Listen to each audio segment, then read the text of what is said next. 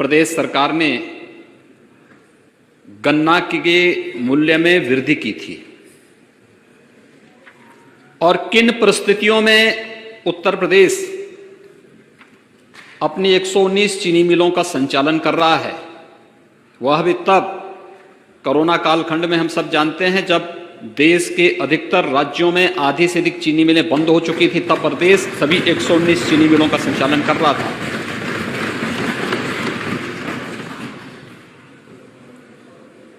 अगर 2004 से लेकर के 2017 के बीच में गन्ना मूल्य के पूरे भुगतान को जोड़ लिया जाए, महोदय 13 से 14 वर्ष का गन्ना मूल्य का भुगतान जितना नहीं हुआ उतना पिछले 3.5 वर्ष के अंदर हमारी सरकार ने गन्ना किसानों के खातों में सीधे भेजने का कार्य किया है। चिंता अन्नदाता किसान नहीं व्यक्त कर रहा है, लेकिन हां, अन्नदाता किसान को धोखा देकर के दलाली करने वाले लोग आज जरूर इस बात को लेकर के चिंतित हैं, ये पैसा सीधे उनके खातों में क्यों जा रहा है। आज तो पर्ची भी उनके स्मार्टफोन पर प्राप्त हो जा रही है। तो ये जो दोषी दलाली का जरिया था वो भी समाप्त हुआ, इसलिए उनकी चिंता ज्यादा उसमें दिखती है। इसके पीछे सद्भावना नहीं, दुर्भावना ज्यादा है। और इसलिए महोदय, दुर्भावना वाली बात को, क्योंकि सच स्वीकार करने की हिम्मत नहीं, इसलिए भाग खड़े हुए, ये भाग खड़े हुए। और समाजवादी पार्टी, आश्चर्य होता है मुझे, समाजवादी पार्टी जब किसान के बारे में बोले, युवा के बारे में बोले, महिलाओं के बारे में बोले, तो मुझे आश्चर्य होता है। प्रदेश के अंदर हम लोगों ने एंटी भू माफिया टास्क फोर्स बनाया हुआ है। 67,000 हेक्टेयर से अधिक लैंड हम लोगों ने इन भू माफियाओं के कब्जों से मुक्त कराई है। ये ज्यादातर जमीनें सत्ता में रहने के दौरान इन लोगों ने जबरन किसानों की ही दबाई थी या सार्वजनिक जमीनों को कब्जा किया था, जिन्हें आज कब्जों से मुक्त करा करके कहीं डिफेंस कॉरिडोर में उसका उपयोग किया जा रहा है, कहीं प्रदेश में नए निवेश को आमंत्रित करने के लिए इन कार्यों को किया जा रहा है, और कहीं पर किसानों के हितों के लिए निराश्रित गोवंश आश्रय स्थल भी उन्हीं भूमि पर बनाने का काम हो रहा है, जिसमें 6 लाख से अधिक गोवंश के संरक्षण का कार्य वर्तमान में प्रदेश सरकार कर रही है। अन्नदाता किसान के लिए एमएसपी की जो बात की जा रही है, एमएसपी वास्तव में प्रधानमंत्री मोदी जी ने दिया है देश के किसानों को, और प्रदेश के अंदर प्रोक्योरमेंट की पॉलिसी हमारी सरकार 2017 में लेकर के आई है। नहीं तो 2003 से लेकर के 2017 के बीच में आप देखेंगे 3 लाख, 5 लाख, 6 लाख कुंटल तक ही प्रोक्योरमेंट होता था। इस वर्ष धान के क्रय की आप बात कर रहे हैं, कोरोना के बावजूद 66 लाख मीट्रिक टन धान का क्रय इस बार एमएसपी के आधार पर धान के किसानों से किया गया। चीनी मिलें हमारी संचालित चल रही हैं, चीनी मिली ही नहीं, खांडसारी के लाइसेंस भी फ्री कर दिए गए, ऑनलाइन उनको सभी लाइसेंस मिलेंगे। ये सब किसानों के हितों को ध्यान में रख करके सारी कार्रवाई सरकार ने की।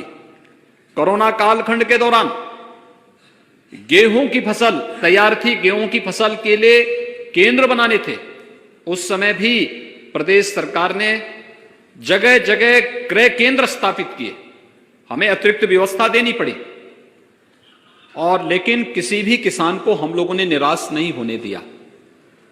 प्रोक्योरमेंट जितना पिछले 3.5 पौने 4 वर्ष के दौरान हुआ है, महोदय मैं दावे के साथ कह सकता हूं कि किसी भी सरकार की, वह समाजवादी पार्टी की दोनों बार की सरकार रही हो, 2003 से लेकर के 2017 के बीच में, और बहुजन समाज पार्टी की सरकार रही हो, ये सभी अपने समय के कार्यकाल को देखें और फिर तुलना करेंगे इन 3.5 वर्षों के कार्यकाल के दौरान, तो इनके 5 वर्ष के कार्यकाल पर 3 वर्ष का कार्यकाल कई बार हावी होता हुआ दिखाई देता है, भारी पड़ता है। जहां तक केंद्र सरकार के द्वारा बनाए गए 3 कृषि कानून हैं, मैं विनम्रता के साथ कहना चाहूंगा कि केंद्र सरकार ने इसके लिए इस किसान संगठनों के साथ बड़े सम्मान के साथ वार्ता के लिए आमंत्रित किया। कई दौर की बातचीत हुई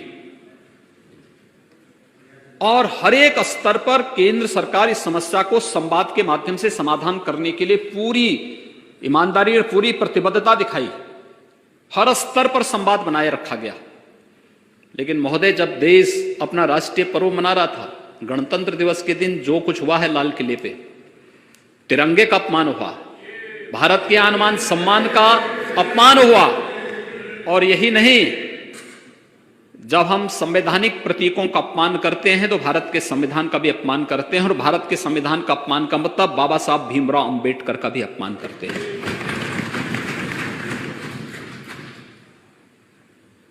कौन वे लोग हैं जो इस आंदोलन की आड़ में आकर के भारत की छवि को देश के अंदर भी और दुनिया के अंदर भी खराब करने का प्रयास कर रहे हैं? क्या ये साजिश नहीं? जब भारत दुनिया के अंदर अपनी एक धमक के साथ आगे बढ़ रहा है, दुनिया के अंदर भारत एकमात्र देश है जो जिसने दो कोरोना के वैक्सीन बनाए हैं, लॉन्च किए हैं, न केवल अपने देशवासियों को दे रहा है बल्कि दुनिया के अपने मित्र देशों को भी पहुंचाने का कार्य कर रहा है। वह दिन आप भूले नहीं होंगे जब भारत की वैक्सीन ब्राजील में जाती है तो ब्राजील के राष्ट्रपति जी ने संजीवनी बूटी से उसकी तुलना की कि जैसे हनुमान जी संजीवनी बूटी लेकर के आए थे लक्ष्मण जी का प्राण बचाने के लिए, ऐसे ही ये कोरोना वैक्सीन जो भारत ने विकसित की है, ये हमारे देशवासियों के लिए संजीवनी बूटी का कार्य करेगी।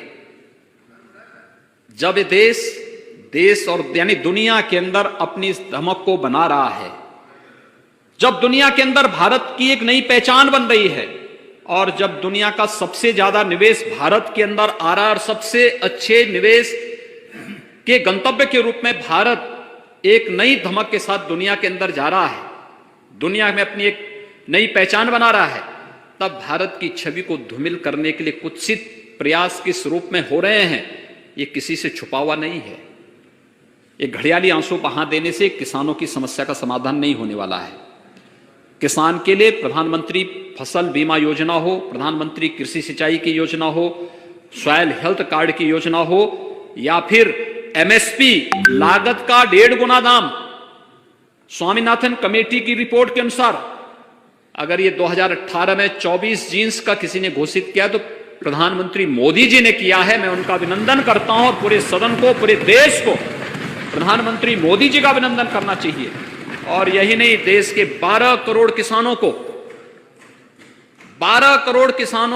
प्रधानमंत्री किसान सम्मान निधि का लाभ भी देने का काम, 6,000 रुपए सालाना देने का काम किसी ने किया है तो प्रधानमंत्री मोदी जी ने किया है। किसानों के हित के लिए इतने बड़े बड़े काम हो रहे हैं। ये 3 कृषि कानून भी उसी श्रृंखला का हिस्सा है। मैं केवल एक उदाहरण आपके सामने देना चाहता हूं। उसमें से एक कानून है मंडी से संबंधित, एपीएमसी एक्ट। ये मंडी की बाध्यता को समाप्त करता है।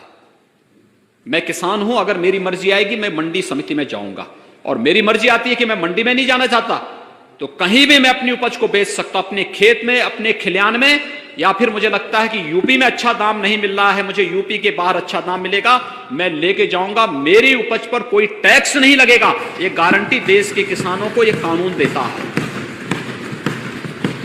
लेकिन जो बीच के दलाल हैं उनको बुरा लग रहा है। ये लाभ किसान को क्यों मिलेगा, ये लाभ किसान को क्यों देने का प्रयास हो रहा है? एक छोटा सा उदाहरण मैं देता हूं। अभी 1.5 महीने पहले मेरे पास उद्यान विभाग ने एक कार्यक्रम के लिए मुझसे अनुरोध किया कि एक स्ट्रॉबेरी फेस्टिवल है झांसी में, इसका उद्घाटन करना है। महोदय, स्ट्रॉबेरी फेस्टिवल का उद्घाटन, मैं वहां पर प्रदेश के अंदर चल रहे इस आंदोलन के कारण मैं वहां फिजिकली उपस्थित नहीं हो पाया, तो मैंने उनसे आग्रह किया कि मैं वर्चुअली इसका उद्घाटन कर लूंगा। उन्होंने कहा हाँ, हम चाहते हैं केवल आप उद्घाटन कर लें। तो मैंने वर्चुअली उद्घाटन किया। बुंदेलखंड में स्ट्रॉबेरी का उत्पादन, एक नया प्रयोग, एक नया अनुभव। आदरणीय प्रधानमंत्री जी ने अपने मन की बात में उसकी चर्चा भी की। मैंने उस परिवार को बुलाया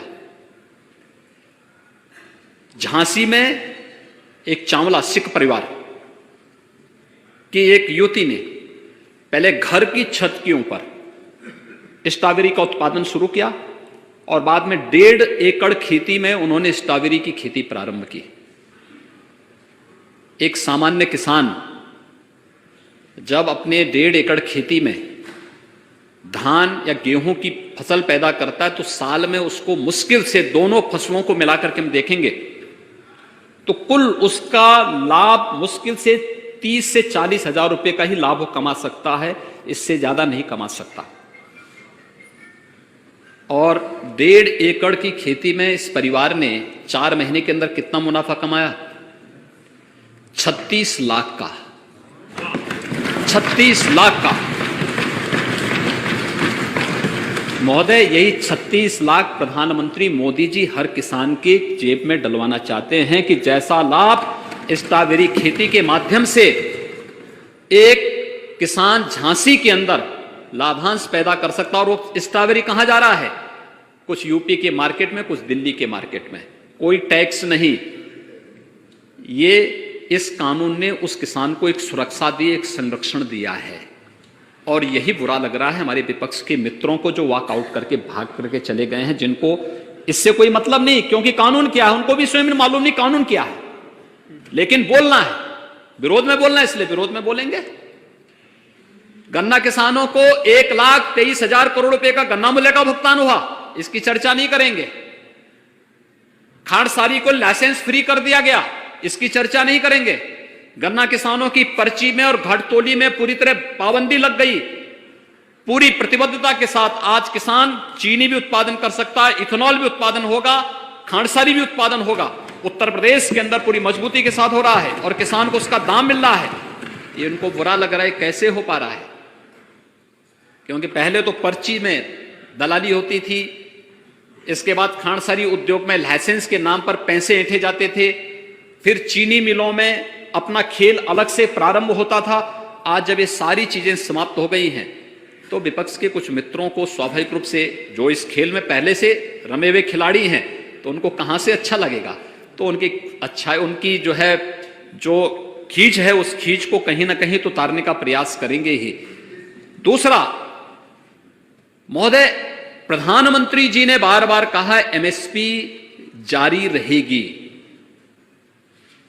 एमएसपी पे हम आज भी धान का क्रय कर रहे हैं। 28 फरवरी तक धान का क्रय हर उस केंद्र पे, जो धान क्रय के लिए केंद्र खोले गए हैं उस सब पे धान क्रय लगातार चल रहा है, कहीं कोई समस्या नहीं। बृहद पैमाने पर धान का क्रय प्रदेश के अंदर हो रहा है। उत्तर प्रदेश में मैं कहता हूं जितना हम 1 साल में क्रय कर रहे हैं, बहुजन समाजवादी पार्टी और समाजवादी पार्टी के 5-5 सालों का रिकॉर्ड आप देख लीजिए, जितना इन्होंने 5 साल में नहीं खरीदा, हमने 1 साल में उतना धान किसानों से सीधे खरीदा है और एमएसपी उनके खाते में भेजा है, सीधे उनके खाते में एमएसपी भेजा है।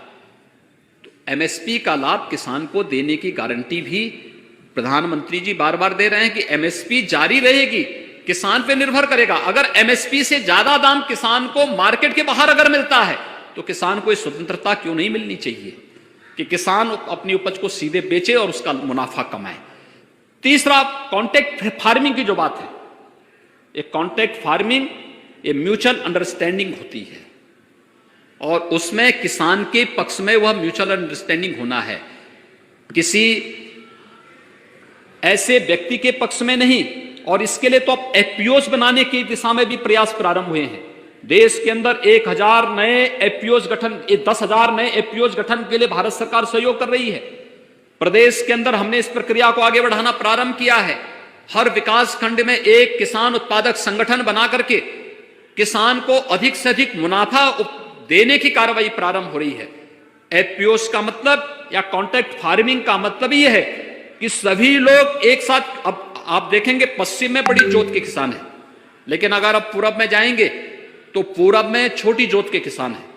सभी लोग छोटी छोटी खेती का काम करते हैं। अगर इसी में कुछ किसान खेती के साथ जुड़े हैं, कुछ फूड प्रोसेसिंग के साथ जुड़ जाएं, कुछ लोग किसी अन्य उसके साथ इथेनॉल के साथ जुड़ जाएं, कुछ लोग बायोफ्यूल के साथ जुड़ जाएं, और उसी एक खेती को व्यवस्थित रूप से संचालित करके आगे बढ़ा दिया जाए, मैकेनाइज खेती उसमें प्रारंभ कर दी जाए। मुनाफा तो हर एक किसान की जितना रुपया होगा उसके अनुसार, जहां वह 10,000 रुपए कमा रहा है अपने खेत के छोटे से टुकड़े में साल में, अगर उसी में उसको 1 लाख रुपए या 5 लाख रुपए सालाना मिल जाए तो किसान के चेहरे पर खुशहाली लाने का प्रयास है और किसान की आमदनी को कई गुना बढ़ाने की प्रक्रिया के हिस्से हैं, जिससे उसके चेहरे पर खुशहाली आए। और अन्नदाता किसानों के हित के लिए बनाए गए कानून को देश के सभी प्रगतिशील किसानों ने उसका सम्मान किया है, स्वागत किया है।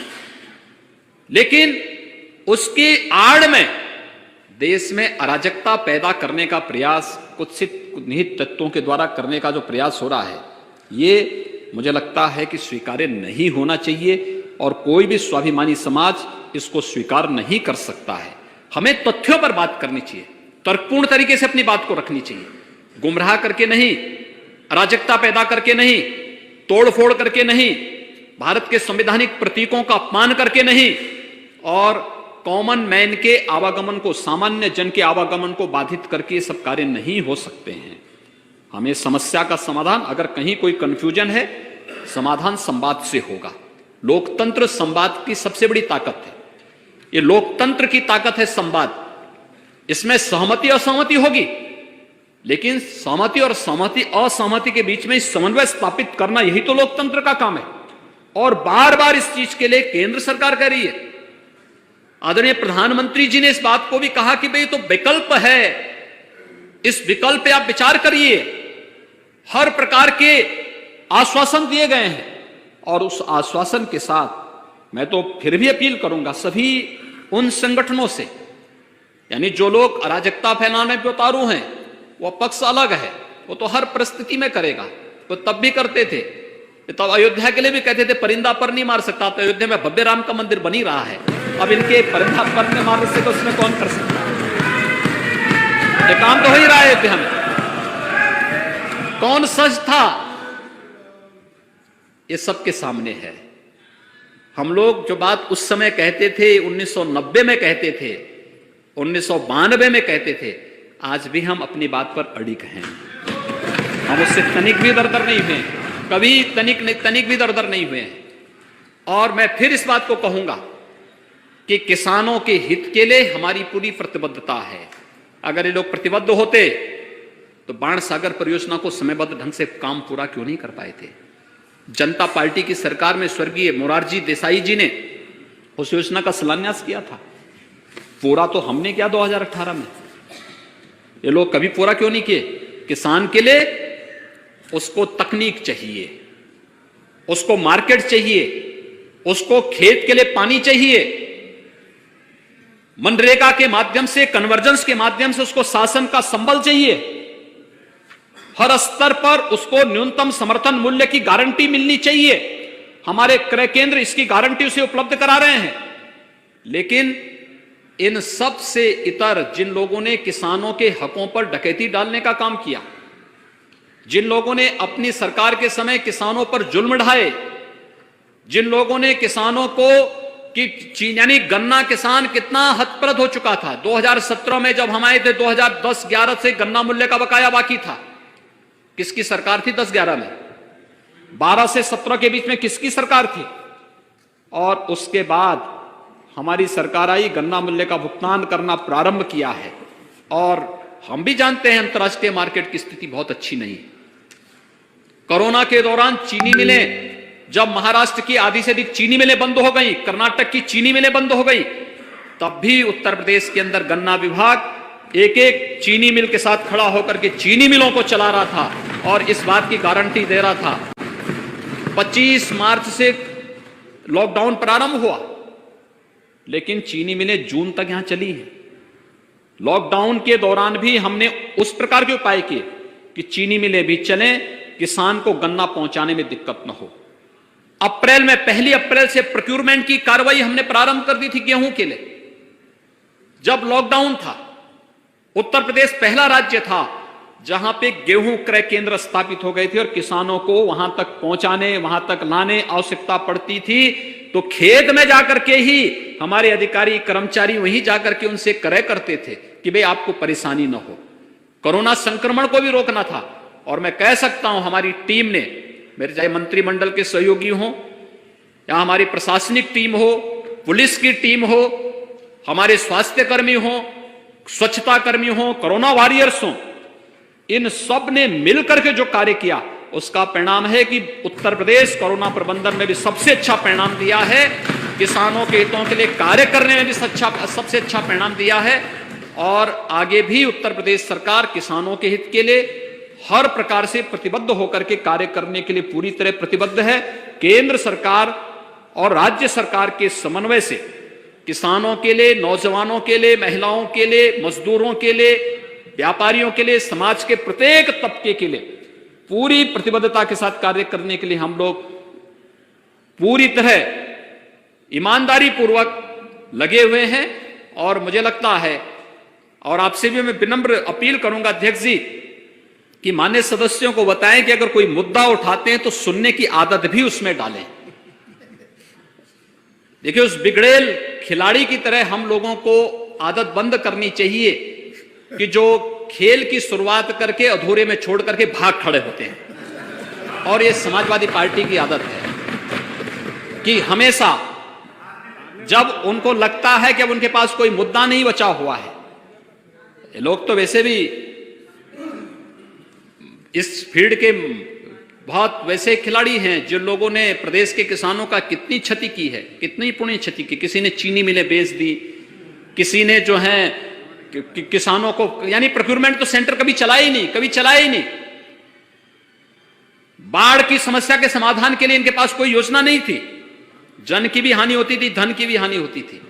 हम लोगों ने तो दलहन के लिए, तिलहन के लिए, मकई के लिए, आलू के लिए समर्थन मूल्य हमारी सरकार ने घोषित किया। आज हर किसान खुशहाल है, अच्छी दिशा में आगे बढ़ रहा है। परेशानी किसानों को नहीं, विपक्ष के उन मित्रों को है जिनकी दलाली का पैसा अब किसान के खाते में सीधे जा रहा है, उनको जरूर परेशानी है। सामान्य किसान को कोई परेशानी नहीं, और किसान संगठनों ने इसकी घोषणा बहुत पहले भी की है और आगे भी करेंगे। और मैं फिर इस बात के लिए आश्वस्त करता हूं, सरकार किसानों के हितों को पूरी तरह प्रतिबद्ध होकर के समर्पित भाव के साथ कार्य करेगी। और संवाद से अगर कहीं कोई कंफ्यूजन होगा तो समस्या का समाधान करने के लिए भी हम लोग पूरी तत्परता के साथ कार्य करने को तैयार हैं। और मुझे लगता है कि कहीं भी किसी पे कोई प्रतिबंध नहीं लगाया गया है, किसी भी प्रकार का कोई भी रोक टोक किसी कार्यक्रम में नहीं है। लेकिन हां, कानून को हाथ में लेकर के आगजनी, तोड़फोड़ या फिर संवैधानिक प्रतीकों का अपमान करने की छूट भी हम किसी को नहीं दे सकते हैं। प्रदेश की 24 करोड़ जनता की सुरक्षा हमारी जिम्मेदारी है, और उस 24 करोड़ जनता की सुरक्षा के साथ किसी को भी खिलवाड़ करने की छूट सरकार नहीं देगी। मुझे यही आपसे कहना, यही आपसे विनम्र प्रार्थना करनी थी। मुझे लगता है कि अच्छा होगा